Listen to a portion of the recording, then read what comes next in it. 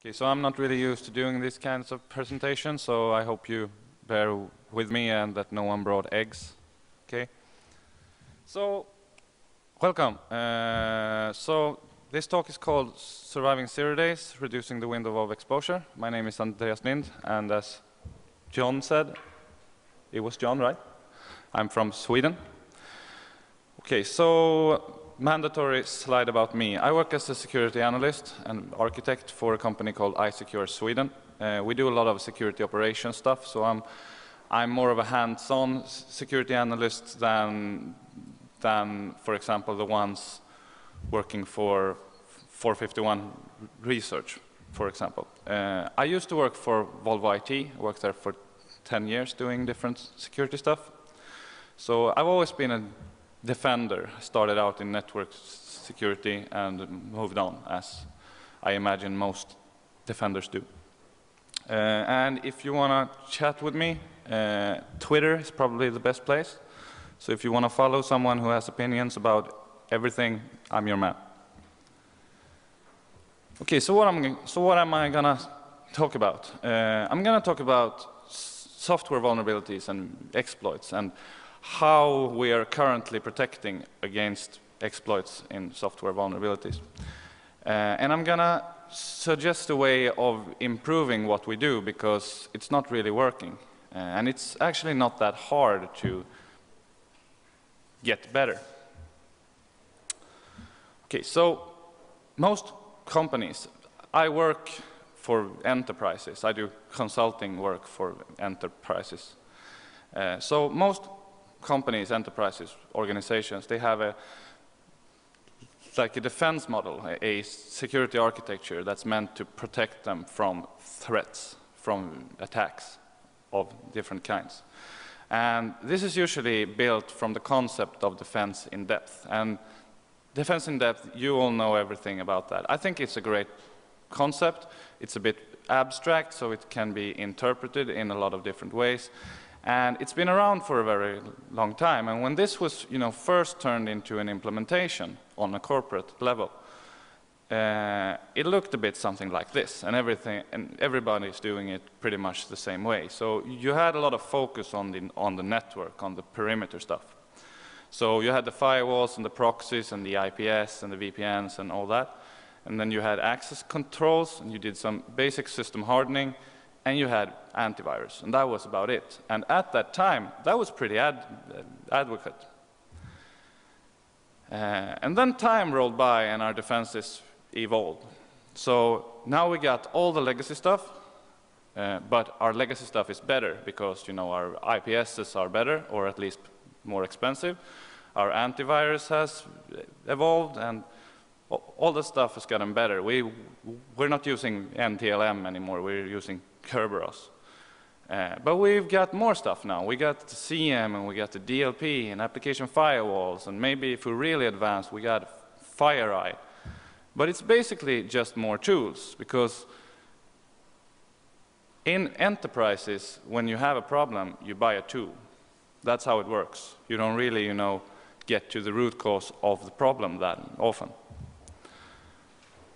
And sometime during the last maybe 10 years, this not new attack vector, but one attack vector started gaining prominence, and that was client-side attacks. And I'm talking specifically about attacks on client-side software.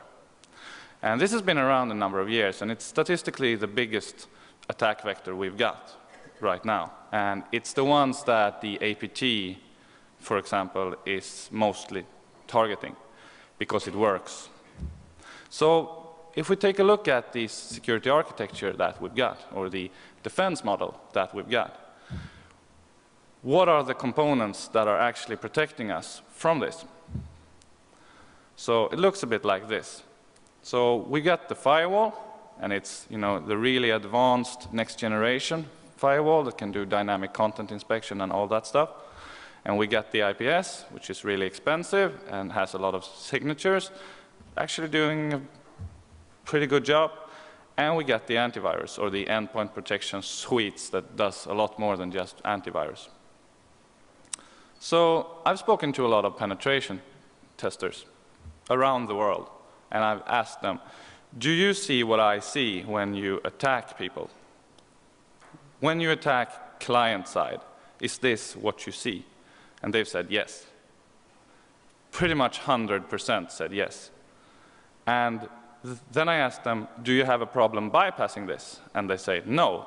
And I'm pretty sure they're exaggerating, because the offensive side of security, you know, they like to look down at the defense side of security. But even if they are exaggerating, they're still able to bypass it to a degree, I'd say. And so this whole model actually assumes that the target is behind the first two controls. And we all know that's not the case, because we're very mobile now. We go to the coffee shop on the corner and we connect our computers, and the firewall and the IPS goes out the window. So, and what about 0 days, unknown vulnerabilities? Are these controls able to catch that? Well, some people say that they do, but I'd say that mostly they don't. And we can talk about that later if you want to. So what does this mean? Well, it means that our perimeter has changed. The perimeter isn't on the network anymore. But our defenses didn't really change. We're still doing it the same way. And I'm talking corporate. I know a lot of you are working in the antivirus industry, and you know better, but in corporations, in enterprises, we're still doing defense the same way as we've always done. We don't care about what's happening in the outside world. So that basically leaves us with antivirus. And Andrew said just that a couple of minutes ago, that there's a lot of things depending on antivirus. And I don't think it's fair, because antivirus is one thing. Can't catch everything. It's impossible. So do you remember the New York Times hack?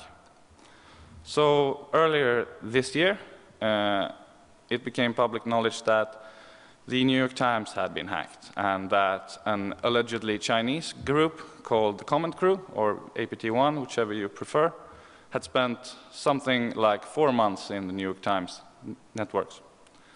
And the New York Times was using Symantec as their antivirus supplier. And a lot of people in the security industry started pointing the finger at Symantec, saying, why didn't you catch this? So you're useless. Why didn't you catch this? And to me, they were asking all the wrong questions, because to me, the question is, why are we only using antivirus? Why aren't we doing anything else? I mean, we know about this. Why are we expecting antivirus to do everything? It's a good thing, antivirus. I like antivirus, but it's not a magic bullet. And Symantec responded with this blog post. And I think that last sentence is very true. And I think as an industry, we need to start teaching our customers this. And I know some people are, but I know some people aren't too. And that's antivirus software alone is not enough. But then again, we patch, right? So it's okay, right? Well, kind of, but we do it slowly. Even the people that do it fast do it slow, because there's always a window where you haven't patched, and the patch is out, and it's going to get reverse engineered really fast. And sometimes we can't even patch, because you know, we might have legacy systems or third-party systems that are going to break once we roll out that new update. So how many VPNs break every time Java is updated? And those are security vendors. I mean, there's a lot of things that are breaking every time something is updated. And people who haven't worked in an enterprise doesn't know that. And these are generally like business-critical systems. So it's not really an option to just get rid of Java. You have to do something else. So, and another thing that comes into play when you can't patch is something called H.D. Moore's law. And this was something that Josh Corman of Akamai came up with earlier this year. And he basically said that once an exploit is in Metasploit, the potential number of attackers increase exponentially. And this is because when an exploit is in Metasploit, you don't have to be skilled at exploit development or in anything other than basic Linux and Metasploit, and that's really easy. Anyone can do it. I can, so it's fairly easy. So that's not a very good thing. And what about 0 days? I mean, we can't patch them. But is anyone really exploiting 0 days? Does that happen, or is that a myth? Because I tend to find that my corporate customers, they're like, okay, so we'll just take 0 days and we place it over here with the Red Riding Hood and the other fairy tales. But, Microsoft has a report out called Software Vulnerability Exploitation Trends. And this is a very good report. I suggest you all go and read it if you haven't already. And there's a lot of interesting information in this. But one of the things that really stood out to me was this. So it turns out that 46% of remote code execution vulnerabilities in Microsoft software was actually exploited before a patch was available during 2012. So that's about half. That's something like 15 vulnerabilities, if I'm not mistaken. And you all know about what's happening right now. There's an Internet Explorer 0 day out that is actively being exploited. So yes, 0 days are being exploited for real. And do you remember this? So back in December 2012 and January 2013, there was a watering hole attack on an iOS developer website. And something along the lines of 10, 15, maybe 20 companies was compromised by this Java 0 day that Oracle knew about but hadn't gotten around to patching. And among the companies compromised was Microsoft, Twitter, Facebook, and Apple. So companies that you'd expect to have a pretty good grip on security. I've actually discussed this with one of Twitter's security guys. And he said, yeah, we had nothing that could have prevented this. And we do a lot of stuff, but it didn't work. So my point here is that no one seems to be able to do anything that can actually prevent the 0 day exploit or defeat the 0 day exploit. And this is kind of interesting, I think, because it's not really that hard, or? And I can see a lot of you now going, so wait a minute, I feel cheated. Wasn't this guy supposed to be talking about Flash's 0 day defense?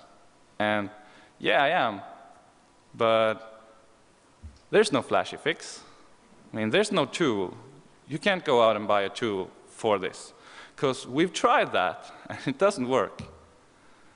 And it's no red button that you can press that's going to make this go away. This is going to go on and on. So we need to get our priorities straight, because we need to actually decide what we're going to defend and who we're going to defend against.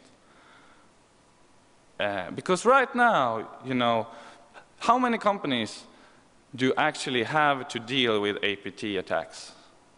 I mean, maybe we don't know, but if I can take a guess, I'd say that it's not the majority, at least. So a lot of our customers actually have other concerns, more pressing concerns. If you've got configure running wild in your network, maybe you shouldn't be focusing on catching APTs first. Maybe you should handle the basics first. So, and I mean, the client side is a huge attack vector that we're not doing enough to protect. So what I'm suggesting is that we get back to basics, that we actually start working with our environments, like for real, working with our environments, working on configuration and things like that, instead of buying tools. And that we actually start using the tools we have, because we have good tools. That really expensive IPS isn't just expensive because it says tipping point. It's actually pretty good if you use it. And we need to start focusing on what matters, like what really matters. Where can we actually make a difference that we can see? So, and how do I suggest we do that? Well, I say we do hardening. And I've already said that we do hardening, because I said that in the legacy implementation of defense in depth. But that's on a really high level. And what we're doing there is kind of legacy too. So, because that's mostly like we're disabling the administrator account, and we're enabling the Windows firewall, and we're not allowing users to be local admins, or if we're really advanced, we're not allowing users to start cmd.exe. But that's sanitary stuff. We need to do more. So why don't we do it to the software? Because if you think about it, the software is actually the gateway to the system and the environment for an attacker. And to do that, we need to identify what software we need to protect. And Mark Twain said once upon a while, what does that mean? So history does not repeat itself, but it does rhyme. And this is true, because two exact same things rarely happens twice, but similar things happen all the time. So what can we learn from history then? Well, we can learn where we have seen vulnerabilities before, in what software. And we can see what those vulnerabilities were. And we can see, were these vulnerabilities even exploited? Because if you look at, for example, Google Chrome, and you look at the number of vulnerabilities that has been found in Google Chrome, and then you look at the number of exploits that have actually been used for Google Chrome, you'll find that it's not very many. If you look at Internet Explorer, you'll find that there's a lot of vulnerabilities, but they're actually being used. So maybe Internet Explorer we should focus more on Internet Explorer than on Google Chrome. And we can look at, so what could we have done to defeat these exploits that we've actually seen in use? And so what I suggest that we start doing now is something I call software hardening. And we can do a number of things here. These are just examples. But we could use some very basic exploit mitigation techniques, like making sure that ASLR and DEP is enabled. And we can use the Enhanced Mitigation Experience toolkit, which is really good. And we can, actually make an effort to do secure configuration for these softwares. Like, we can set the software restriction policy, and we can actually use the native security settings in the applications, which we rarely even touch. It's all default. So, and this sounds like, okay, but does this work? So, there's this thing called the Exploit Intelligence Project that's run by a guy called Dan Guido of Trail of Bits. And he's been doing the Exploit Intelligence Project since 2009. And these are some of his statistics for 2009 and 2010, just to give you some history. So what he's done is that he's taken the 15 top exploit kits during this time, and he has looked at the exploits that these actually used, and it turns out that it's 27. And if you look at it, so out of 19 memory corruption bugs, 14 of the exploits for them could be defeated by enabling DEP, 17 by enabling ASLR, and all of them by using the Enhanced Mitigation Experience toolkit. So why is this? Why is it so easy to protect from this? Well, because attackers don't work harder than they have to. Why write an ASLR bypass if no one is using ASLR, right? Okay, so that was history. Does it work now? Well, there are some things that have changed, and we have actually better native defenses now, because Windows 7 is more secure than Windows XP was, and Internet Explorer 9 is more secure than Internet Explorer 7 was.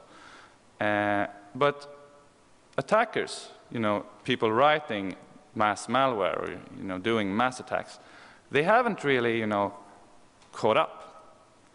So, and that means that there's actually been a reduction of number of attack vectors that they can use, because like a modern standard desktop build are actually using ASLR and DEP and sandboxing.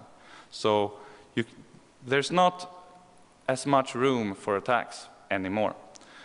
And it turns out that if you look at where exploits that these exploit packs are using now, where the exploits come from, these people aren't really writing their own exploits.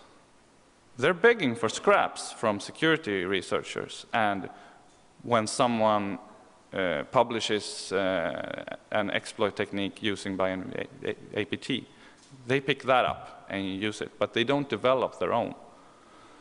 So if you look at where exploits used today in these 15 exploit kits are coming from, we can see that all the memory corruption exploits came from APT campaigns or VUPEN. And VUPEN isn't really gonna, publicly disclose their coolest, most advanced techniques, which means that the people writing exploit packs are actually, left with what VUPEN considers to be pretty lame, so no cool bypasses. And all the Java exploits came from security researchers. So that means that, well, they're not really upping their game. Their attacks are still working to a very large degree, mainly because of Java.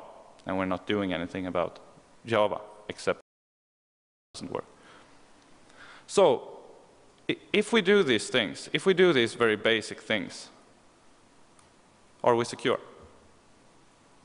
Well, no, we're not, because things like APTs and similar threats still exist, which is why we can't stop there. And this is also a problem. We tend to do one thing and then, okay, we're done. I'm going to go do something else. So we need to keep working, and we need to do more hardening. We need to actually go back and do our system hardening again, based on what we know today, not what we knew 15 years ago when we did it the first time. And we didn't need to do it on the network, and we need to actually start using the tools that we have based on what we know today. And we need to go back to the people and the processes and look at, okay, so what are we doing that makes us more exposed? Like, do we actually feed a behavior full of bad security practices? Like, are we accepting invoices emailed to us in PDFs? Because that actually feeds the behavior of, I'm going to open this attachment no matter who sent it. So maybe change that.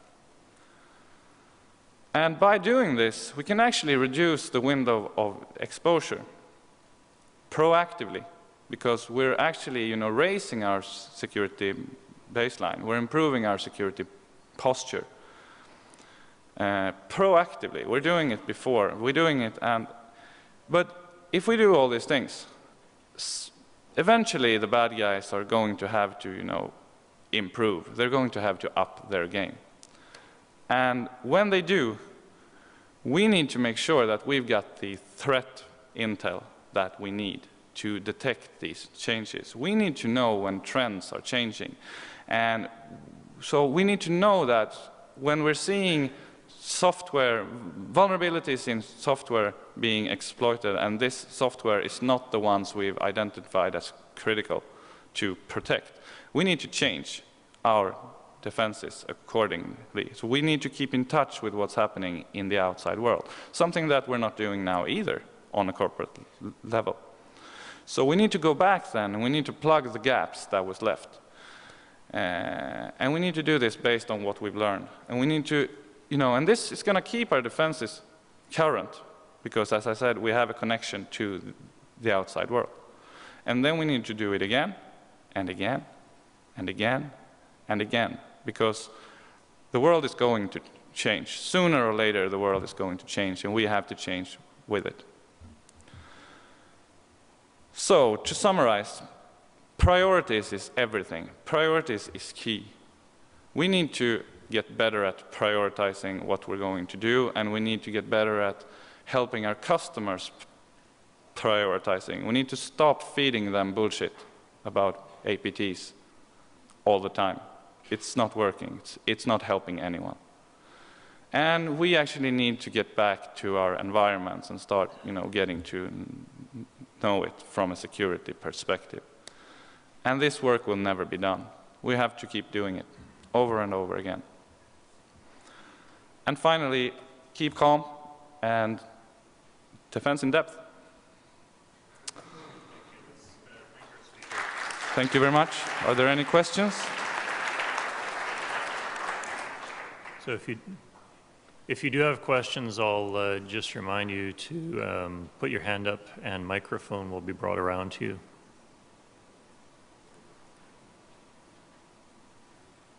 I think there's... Anyway, and in the meantime, we just have a minute or two. So do you see if there's a long-term solution to this problem at all? You know, like a standardized long-term solution? Yeah, I mean, instead of playing catch-up all the time, do you see that there's an end game at any point? Not really. I think, you know, as long as there's a drive, and as long as there's a way to capitalize on vulnerabilities, I mean, the bad guys are going to keep doing it. But this is actually a way of getting ahead of them. They are going to have to, you know, do catch-up with us. And we don't know, I know, exploit writers or exploit pack authors. We don't really know what their capabilities are. So we need to try them. We need to push them and see if they can actually push back, or if the landscape is going to change. Okay, anyone else have questions? So either you understood me or you didn't understand me at all. Great. Okay, well, let's thank our speaker again, and we'll get the next folks up here. Thank you.